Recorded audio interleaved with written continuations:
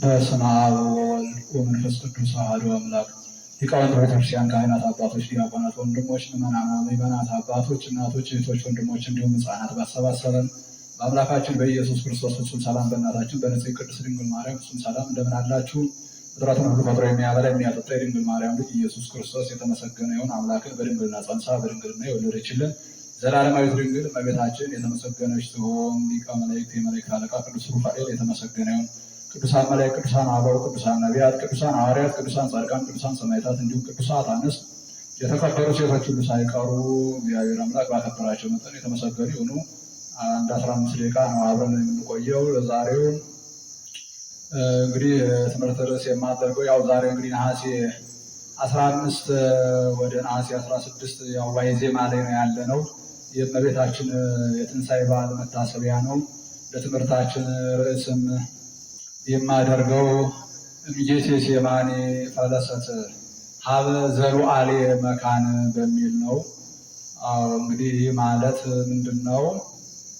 ከተቀበረችበት ከጌቴሴማኒ ተነስታ ወደ ሰማያት አረገች ነው። በዚህ ነው አብረን የምንቆይ ለተወሰነ ደቂቃ ማለት ነው። እና እንግዲህ እመቤታችን ቅድስት ድንግል ማርያም ያው ትንሣኤዋ ከመትንሣኤ ወልዳ እንደ ልጇ ነው። በሶስተኛው ቀን ነው ትንሣኤዋ። እሁድ ተቀብራ ማክሰኞ በሶስተኛው ቀን ተነስታ ወደ ሰማያት አርጋለች። ልጇ ደግሞ ዓርብ ተቀብሮ በሶስተኛው ቀን እሁድ መንፈቀ ሌሊት 6 ሰዓት ከሌሊቱ ተነስቷል ማለት ነው።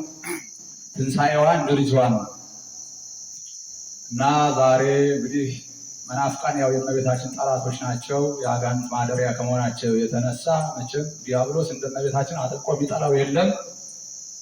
ምክንያቱም በዕለተ ዓርብ ራሱን ቀጥቅጦ ሲኦል ገሃነም የከተተውን እግዚአብሔርን ወልዳለችና ከዚህ የተነሳ አጥብቆ ከእመቤታችን ጋር ጥላቻ አለው። ስለዚህም ነገር የእርሱ ማደሪያ መናፍቃን አሉ። በእነርሱ አድሮ እመቤታችን ይቃወማል እና ትንሣኤዋን ሁሉ ይቃወማል። የእመቤታችን ትንሣኤ ይቃወማሉ መናፍቃን። ነገር ግን የሚገርማችሁ ነገር መቼም ተነሳች ለማለት ሞተች ስለሚቀድም እስቲ ማርያም ሞተች የሚል ከመጽሐፍ ቅዱስ አምጡ ብትሏቸው አያገኙም። አልተነሳችም እያሉ ሲጠይቋችሁ በመጀመሪያ መቼም ምን አለ ስንል ለመነሳት ሞት ይቀድማልና ማርያም ሞተች የሚል ከመጽሐፍ ቅዱስ አምጡ ብትሉ ምንም አያገኙም። እና ሞተች ያልን ሲጀምር እኛ ነን። እና እንግዲህ በጎልጎታ ሂዳችሁ ልጇን መቃብር ብታዩ ጌታ በዚህ የለም። ሞትን ባዶ አድርጎት ሞትን ድል አድርጎት ነው የተነሳ። በጎልጎታ ብትሄዱ ማለት ነው። እንዲሁ ደግሞ በጌቴሴማኒ ብትሄዱ የእመቤታችን መቃብር ብታዩ እመቤታችን በዚህ የለችም። ሞትን ድል አድርጋ እንደ ልጇ ተነስታለች እና ወደ ሰማያት አድርጋለች። ትንሣኤዋን የምናስብ በነሐሴ 16 ነው። በነሐሴ 16 ቀን ነው እንግዲህ ያው ትንሣኤዋን የምናከብር እና ስለዚህ ነው ትንሽ የምንነጋገር የተወሰነ ደቂቃ ማለት ነው። እና እመቤታችን እንግዲህ እንደ ልጇ ነው ትንሣኤዋ፣ እንደ ልጇ ነው። ከዚህ ከመከራው ዓለም መከራ ወደሌለበት ዓለም አርጋለች። ያው እንግዲህ መፍለስ የምንለው ከቦታ ወደ ቦታ መንቀሳቀስ ይሆናል፣ ማረግም ይሆናል እና የእመቤታችን እርገቷን እናስባለን በነሐሴ 16 ቀን ማለት ነው። እና እመቤታችን ያው በዚህ ዓለም 64 ዓመት ነው የኖረችው። 64 ዓመት ሙሉ በዚህ ዓለም ስትኖር ግን የኖረችው በመከራ ነው፣ በፍዳ ነው፣ በስቃይ ነው ማለት ነው። እና ጌታ ደግሞ ከዚህ ፍዳ መከራ ስቃይ ካለበት ዓለም ፍዳ ስቃይ ወደሌለበት የዘላለም የክብር ቦታ ነው የጠራት ልጇ ማለት ነው። እና እመቤታችን በዚህ ዓለም 64 ዓመት ስትኖር ያው መከረኛ ናት። በመከራ የኖረች ይገርማቸዋል። ገና ከእናቷ ሆድ ጀምሮ ነው መከራና አንድ ላይ የጀመረችው። ገና በእናቷ በሐና ሆድ ውስጥ እያለ የሞት አስነስታለች፣ አይነ ስውር አብርታለች። እና አይሁድ ምቀኞች ናቸውና አቤት ድሮ ከነዚህ ወገን እነ ዳዊት እነ ሶሎሞን እየተወለዱ 40 ዓመት ገዙን። አሁን ደግሞ በእናት ሆድ ሆኖ የሞተም ያስነሳ አይነ ስውር የሚያበራ እንዴት ያለ ነው ብለው በዚህ ሁሉ ምቀኝነት ይዟቸው ብዙ ክፋት አስበዋል ማለት ነው። እና እመቤታችን ከዚያ በኋላ በሊባኖስ ነው ወስደው የወለዷት ማለት ነው። ቅድስት ሐና በሊባኖስ ተራራ ነው እመቤታችን የወለደቻት፣ በጫካ ማለት ነው። አይሁድ ምቀኞች ስለነበሩ ማለት ነው። በቤቷ አልወለደችም፣ በጫካ ነው። ሶሎሞን ቢን ነይም ሊባኖስ እህቴ መራት ይላል። እህቴ ሙሽሪት ነይ ከሊባኖስ በማለት ይናገራል ማለት ነው። መራት ትወፅእ እምሊባኖስ ትወፅእ መራት ይላል። ከሊባኖስ ሙሽራ ትወጣለች በማለት ይህን ሁሉ ተናግሯል። በመኃልየ መኃልይ በምዕራፍ 4 ስትመለከቱ እና የተወለደችው ራሱ በጫካ ነው፣ በብርድ ቦታ ማለት ነው። ከዚያ በኋላ በ3 ዓመት ወደ ቤተ መቅደስ ስትገባ ራሱ ከእናት አባቷ ተለይታ የእናት አባቷን ፍቅር ሳትጠግብ ማለት ነው። በጣም የሚደንቅ ነው በእውነት። ዳዊት ራሱ ርእስይ ሕዝበኪ ወቤተ አቡኪ የአባቶችሽን ወገኖችሽን እርሺ፣ የአባትሽን ቤት እርሺ። እስመ ፈተወ ንጉሥ ነኪ ንጉሥ ውበትሽን ወዷልና፣ የሰማይና የምድር ንጉሥ መድኃኒዓለም እርሱ ቅዱስ እግዚአብሔር ውበትሽን ወዷልና ዘመዶችሽን እርሺ፣ የአባትሽን ቤት እርሺ በማለት ቀድሞ ተናግሮ ነበረና በቃ የእናት አባቷን ፍቅር ሳታየው ከእናት አባት ተለይታ በ3 ዓመቷ በልጅነቷ ቤተ መቅደስ ወነበርኪ 10 ወክልኤተ ዓመተ እንዘ ትትናዘዝ ወነበርኪ 10 ወክልኤተ ዓመተ ይላል። ወነበርኪ ውስተ ቤተ መቅደስ ነው። ወነበርኪ ውስተ ቤተ መቅደስ 10 ወክልኤተ ዓመተ እንዘ ትትናዘዝ ማህበ መላእክት እየታዘዙሽ እያገለገሉሽ በቤተ መቅደስ 12 ዓመት ነሽ እና ከሰው ወገን የሆኑ ሌላ አካላት ሌላ ወገን ናቸው፣ መላእክት ናቸው ሲታዘዟት የነበረ። የራሷ ወገንማ የስጋዋ ቁራጭ አጥንቷ ፍላይ ዘመዷ ምን የተባለ ሁሉም የለም። ከወገኗ ተለይታ ከሰው ተለይታ ከእናት አባት ተለይታ የእናት አባትን ፍቅር አጥታ ነው። ከእናት አባት ፍቅር ተለይታ ነው ብቻዋን በቤተ መቅደስ የኖረች መላእክት እያገለገሏት። ተመልከቱ እና መከራን ተመልከቱ። እናት አባቷን አጥታ ማለት ይሄ ራሱ አንድ መከራ ነው። የእናት አባትን ፍቅር ማጣት እኮ ከባድ ነው ታውቃላችሁ። ከ3 ዓመቷ ጀምራ በቤተ መቅደስ መላእክት እያገለገሏት እና መከራዋን ተመልከቱ ማለት ነው። ከእናት አባት ተለይታ ማለት ነው። ከዚያ በኋላ ከቤተ መቅደስም ከወጣች በኋላ ያው ጌታን ጸንሳለች ማለት ነው። ከጸነሰች በኋላ አይሁድ ምቀኞች እንዴት ጸነሰች ብለው ማየ ዘለፋን ይባላል። በክፋት አጠጥተዋታል። ያ በክፋት በኃጢአት የተጸነሰ ጽንስ ከሆነ ያ የሚያጠጡት ማየ ዘለፋ ያው የሚገል ነው የሚያጠፋ ነውና ተጠራጥረው ከምን ጸነሰች ብለው አጠጥተዋታል። እርሷ ግን በድንግልና ጸንሳ የተገኘች ናት። ታዲያ ያ ማየ ዘለፋ ግን ምንድነው? ስትጠጣው ጭራሽ እመቤታችን እንደ ፀሐይ ነበር ያበራች። ይገርማል። እንዲህ ያለ ምቀኝን እንዲህ ያለ መከራ ሁሉ አግኝቷት ነበረ። ከዚያ በኋላ ልጇን ከወለደች በኋላ በ8ኛው ቀን ወደ ቤተ መቅደስ ልጇን ይዛ ሄዳ ነበረ። ስምዖን የሚባለው ለ500 ዓመት በዚህ ዓለም የኖረ ነው። እርሱ አረጋዊ ስምዖን ትንቢት ተናገረ። አይቷት ማለት ነው። ምን አለ? በአንቺ ግን በነፍስሽ ሰይፍ ያልፋል ብሎ ተናገረ። ሰይፍ አያችሁ፣ በነፍስሽ ሰይፍ ያልፋል፣ በሕይወትሽ ሰይፍ ያልፋል ብሎ ማለት ነው። የሚቆርጥ ሰይፍ፣ እንደ ሰይፍ የሚቆራርጥ መከራ እድሜሽን ሙሉ ያገኝሻል፣ በነፍስሽ ሰይፍ ያልፋል ብሎ ትንቢት ተናገረበት። እድሜን እንኳን በመከራ ትኖራ። ሰይፍስ አንድ ጊዜ ማሳለፍ እኮ አንድ ጊዜ ርፍ ያደርጋል። እመቤታችን ግን 64 ዓመት ሙሉ እንደ ሰይፍ ጊዜ የሚቆርጥ መከራ ታግሳ ነው የኖረች። በጣም የሚያሳዝን እንዲሁ አሁን ከኖረች በኋላ ከዚያ በኋላ ደግሞ ሄሮድስ እያሳደዳት ይገርማል። ስትወልደው እንኳን እኮ በበረት እኮ ነው፣ በብርድ ማለት መጠያታ ይገርማል፣ በከብቶች በረት። ከዚያ ደግሞ ሄሮድስ ሊገልባት ነው፣ ልጇን ይዛ ተሰዳ።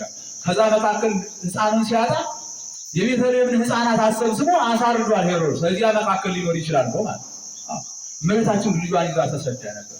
ከዚያ በስደትም እያለች ዮሳ የሚባል የራሷ ዘመድ እኮ ነው ይገርማል። ዮሳ የሚባል የዮሴፍ ልጅ የያዕቆብ ወንድም በመሮጥ ተከትሎ መንገድ ላይ ደረሰባቸው። ልጇን ይዛ ወንዝ ላይ ተቀምጣ ባለችበት ሰዓት ደርሶ እናንተ በዚህ ተቀምጣችኋል፣ በእስራኤል የኔ ያህል ሕፃናት አልቀዋል ብሎ በነገራ ጊዜ እመቤታችን ደንግጣ አምረራ አልቅሳለች። አምረራ በጣም ፍጹም አልቅሳለች። ስታለቅስ ከንጹሐን ዓይኖቿ የሚፈሱ ንጹሐን የሆኑ እንባዎቿ በልጇ ሰውነት ላይ ይፈስ ነበር ማለት ነው። ልጇ እርሷን እያየ ያለቅሳል። እንባዋን ያብስላት እንዲሁና በመከራ በዚያ ሽፍቶች ሁሉ ወንበዴዎች ሁሉ አግኝተዋል። የጌታንን ጫማ ልብስ ከወሰዱ በኋላ ዙሮ ይመካከሩ ነበረ። የወሰዱትን ወስደው ማይሄዱ ደግሞ አሁን ልጅን ሊገሉ አይደል ብላ እሷ ስታለቅስ፣ ከዚያ መካከል ግን መጨረሻ በዕለተ ዓርብ በቀኝ የተሰቀለው እነዚህ ሰዎች ከቤተ መንግስት ይመስሉኛል እንመልስላቸው። እስካሁን የቀማነው ለአንተ ውሰድ። በተራ በተራ ነበር የሚካፈሉን። እስካሁን የቀማነው ለአንተ ይሁን አለው፣ በግራ መጨረሻ ለተሰቀለው ማለት እና እባክህን መልስለት ብሎ ተመልሷል። እና ያን ሁሉ ራሱ እያሰበች በኋላ እንደውም ያሽፍታ ጌታን ታቅፎ እየተጓዘ የያዘው ሰይፍ ሁሉ ተበታትኖበት ጥሩ ባደረኩ ምን ነው ቢለው ወደ ነበረው ሰብስበው አለው። ቢሰበስበው ሰይፍ ሁሉ እንደነበረው ሆኖለታል። እና እነዚያ ሽፍቶች ራሱ እንደዚያ ሲመካከሩ የክፋት መስሏት ልጇን የገሉባት መስሏት በሐዘን በለቅሶ በስደት አስቀድሞ ትንቢት እንደተናገረ ወይ ወርድ እግዚእነ ምን የሚል ትንቢት ነበረ? ወይ ወርድ እግዚእነ ውስተ ምድረ ግብፅ እንዘ ይጽአ በደመና ነው። ጌታ በፈጣን ደመና ተቀምጦ ወደ ግብፅ ይወርዳል ተብሎ ትንቢት ተነግሮ ነበር። ፈጣን ደመና እመቤታችን ናት። በእርሷ ተቀምጦ ወደ ግብፅ ተሰዷል። ማርያም ድንግል ተአይብ ውስተ አድባር ከመ ወፍ እመቤታችን ሀገር ለሀገር ተራራ ለተራራ እንዳሞራ ዙራለች፣ እንደ ወፍ ዙራለች፣ እንዳሞራ ተንከራታለች ማለት ነው። ወፍ አሞራ ተራራውን ዙሮ ባህሩን ተሻግሮ እንዲጓዝ እናትን መብርሃን ከእስራኤል ተነስታ የአፍሪካን ምድር ሁሉ ሳይቀራት ዙራ ተንከራታ የአፍሪካን ተራሮች ሁሉ ዙራ ግብፅ ወርዳለች ማለት ነው። በዚያ በግብፅም በመከራ ነው የኖረችው። በስደት ነው የኖረችው። ይገርማቸዋል። እሷ የበረከት እናት እመቤታችን ዛሬ ሰዎች ሁሉ የተራቡ ሰዎች ከሰዎች በስሟ ለምነው የሚበሉባት መብርሃን ቁራሽ እንጀራ ለምናለች። ይገርማቸዋል። ሰዎች በስሟ ከሰዎች ለምነው መጠለያ የሚያገኙባት መብርሃን መጠለያ አጥታለች። ሰዎች ከሰዎች ለምነው የፈለጉትን ነገር የሚያገኙባት መብርሃን፣ እርሷ ግን የምትፈልገውን ነገር ሁሉ አጥታ በምድረ በዳ ተንከራታለች ማለት ነው። ይህ በጣም አስደናቂ ነው። ዛሬ የሚለምኗት የተዋሕዶ ልጆች ሁሉ ለሚለምኗት ሁሉ እንጀራ ለሚለምኗት ሁሉ እንጀራ የምትሰጥ የእንጀራ መፍሰሻ መብርሃን እንጀራ አጥታ ለምናለች። በድህነት ያሉ ለምነዋት ሀብት የምትሰጥ የሀብት መፍሰሻ መብርሃን ራሷን አንደየት ይገርማቸው ባዶ አድርጋለች። ራሷን ነዳይ አድርጋለች። ዛሬ ያጡ የተቸገሩ እመቤታችንን ለምነው ቤት ያገኛሉ። ይገርማቸው ለለመኗት ሁሉ ቤት ለለመኗት ሁሉ ቤት የምትሰጥ ባለጸግነትን ሀብትን የምትሰጥ እናት መብርሃን ቤት የምትሰጥ እመቤታችን ዛሬ እርሷ ለልጆቿ ሁሉ ለሚለምኗት ሁሉ መጠጊያ የምትሰጥ ቤት የምትሰጥ እመቤታችን መጠጊያ ቤት አጥታ ተንከራታለች። በሰው ሀገር በስደት ማለት ነው። እርሷ ባለጸጋ ናት፣ ሀብታም ናት፣ ሁሉ ያላት ናት። ለተቸገሩ ለሚለምኗት ሁሉ ሁሉን ጸጋ የምታፈስ ሁሉን ሀብት የምትሰጥ እርሷ ድሃ ሁና ለምናለች። ይህ በጣም እጹብ ድንቅ የሆነ ያውና በግብፅ ሀገር በስደት ኑራለች 3 ዓመት ከ6 ወር ማለት ነው። ከዚያ በኋላ ከተመለሰች በኋላ ራሱ በሀገሯ በገሊላ ራሱ በናዝሬት በዚያ በእስራኤል ስትኖር ራሱ በመከራ ነው የኖረችው። ይገርማቸዋል። ምክንያቱም የጌታ ዕድሜ በጨመረ ቁጥር እመቤታችን ሀዘኗ እየጨመረ ነው የሚሄድ። ምክንያቱም የሚሰቀልበት ጊዜ ስለደረሰ ማለት እርሷ እኮ ዓለም እንዳይድን አይደለም እናት ናትና ታለቅሳለች። የልጇ ነገር ያሳስባታል። ሁልጊዜ እንዳያዘነች ነው። እና እስራኤልም ተመልሳ ሀገሯ ገብታ ራሱ በመከራ ነው የኖረች። በዕለተ ዓርብም ልጇን ይዘው ገርፈው ከሰቀሉት በኋላ ልጇ ራሱ በመስቀል ላይ ሆኖ ምን ነበር ያለው ዮሐንስ? እናቴን ጥራልኝ መከራዬን ትየው ብሏል። በኋላ ሄዶ ለእመቤታችን ልጅሽን ይዘው ገርፈው ሰቀሉት ባላት ጊዜ በየት ነው ብላ እመቤታችን ትሮጥ ጀመረ። ዮሐንስም ይከተላት ነበር። አንድ ጊዜ ከሾህ ትወድቃለች፣ አንድ ጊዜ ከድንጋይ ትወድቃለች። እዚያ እግረ መስቀሉ ላይ ደርሳ ወድቃ ታለቅስ ነበረ። በመስቀል ስር ሆና ምን አለ ቅዱስ ገብርኤል አምላክን ትወልጃለሽ ያለኝ ሞት ነው በገደለኝ እያለች ከመስቀሉ ስር ወድቃ ታለቅስ ነበረ። ከመስቀል ስር ወድቃ እና ልጇ ደግሞ እያየ እመቤታችን እያየ ያለቅስ ነበረ። እናቴ ሆይ አይዞሽ አታልቅሽ ይላት ነበር። እያቃተተ ማለት መስቀል ላይ እንግዲህ ተወጥሮ ተሰቅሏል እኮ ተቸንክሮ ማለት ነው። መስቀል ላይ ሆኖ ማውራት መተንፈስ ይከብዳል። መስቀል ላይ ሆኖ መናገር በጣም ያስቸግራል። ምክንያቱም ሰዎች ትንፋሽ የሚያገኙ በግድ ነው መስቀል ላይ እና ትንፋሹን ከእግሩ እየሰበሰበ በግድ ነው የሚናገረው። ትንፋሽ አጥሮት ማለት ነው። እናቴ አይዞሽ አታልቅሽ እያለ እርሱ እያለቀሰ አይዞሽ እናቴ አታልቅሽ ይላል። እናቱ ናትና እያለቀሰ እናቴ አይዞሽ አታልቅሽ ዛሬ መከራ ቢያገኝሽ ነገ ደስ ይልሻል እያለ ጌታ ዛሬ የሚለው ዓለም ከተፈጠረ እስከ ዓለም ፍጻሜ የሚቀጥለውን በዚህ ዓለም ያለውን ዘመን ነው። ነገ የሚለው ደግሞ ከዓለም ፍጻሜ በኋላ ያለውን የዘላለሙን ዓለም ነው። ታዲያ ዛሬ ቢከፋሽ፣ ዛሬ መከራ ብትቀበይ ነገ ደስ ይልሻል ማለቱ በዚህ ዓለም 64 ዓመት እድሜሽን እስከምትጨርሽ ድረስ ይኸው እናቴ በመከራ ነው የምትኖሪው። ከዚያ በኋላ ደስታሽ ግን እንግዲህ ከትንሣኤሽ በኋላ ባለው በወዲያኛው ዓለም ነው ሲላት ነው እና እመቤታችን በዚህ ዓለም በመከራ ነው የኖረች እና አይዞሽ እናቴ እያለ ይናገራት ነበር። እኔ ካልሞት ሕይወት አይገኝም እያለ እያለቀሰ ለምታለቅስ እናቴ ይነግራት ነበር። በመጨረሻ ዮሐንስ እናቴን አደራ ብሎ እነሆ ልጅሽ እናት በማለት በዮሐንስ በኩል ለእኛ እናትነቷን ሰጥቶናል ማለት እንዲህ አድርጎ ጌታ ለእናቱ ያለውን ነገር ነግሯል በመጨረሻ ማለት ነው። እና እመቤታችን ከዚያ በኋላ በልጇ መቃብር ልጇ ባዩ አድርጎት በተነሳው መቃብር ላይ እየሄደች ሁሉ ትጸልይ ነበረ እና እድሜዋን 64 ዓመት በዚህ ዓለም ስትኖር በመከራ ነው። የፍጥረት ሁሉ ጌታ ልጇ እግዚአብሔር እያለባት ከሰው ልጅ ነው የተጠጋች። ከዮሴፍ ልጅ ከዮሐንስ ቤት ነው የኖረች።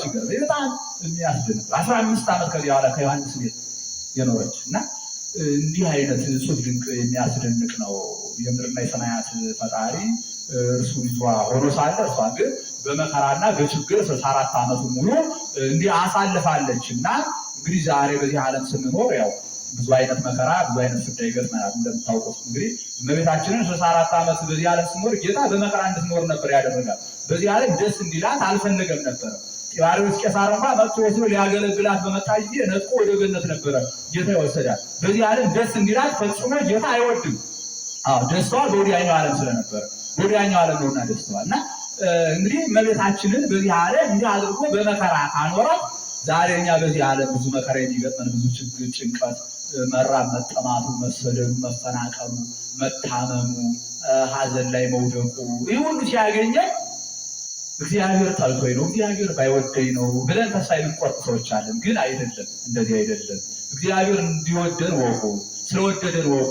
ለሚወዳት እናቱ ያን ያህል መከራ እድሜዋን ሙሉ በመከራ ያኖረ እግዚአብሔር የሚወዳት እናቱ ላይ እንዲህ ካደረገ በእኛ ላይ መከራ ማምጣቱ ችግር ማምጣቱ በዚህ ዓለም መራባችሁ፣ መጠማታችሁ፣ መቸገራችሁ፣ ማደሪያ ማጣታችሁ፣ መፈናቀላችሁ ብዙ አይነት መከራ እናንተን ማግኘቱ እግዚአብሔር ጠልቷችሁ እንዳይመስላችሁ ወዷችሁ ነው። ከእናቱ በረከት ሲያሳትፋችሁ ነው እና እናታችን ከዚህ ሁሉ መከራ አልፋ 64 ዓመት በመከራ ኑራ ከዚያ በኋላ ወደ ዘላለም ሕይወት ያረገችበት ልጇ ጠርቷት ወደ ዘላለም ክብር ያረገችበት ዕለት ነው እንግዲህ ነሐሴ 16 ማለት ነው እና ይህ ነበረ እንግዲህ የነበረን ሰዓትም አልቋል።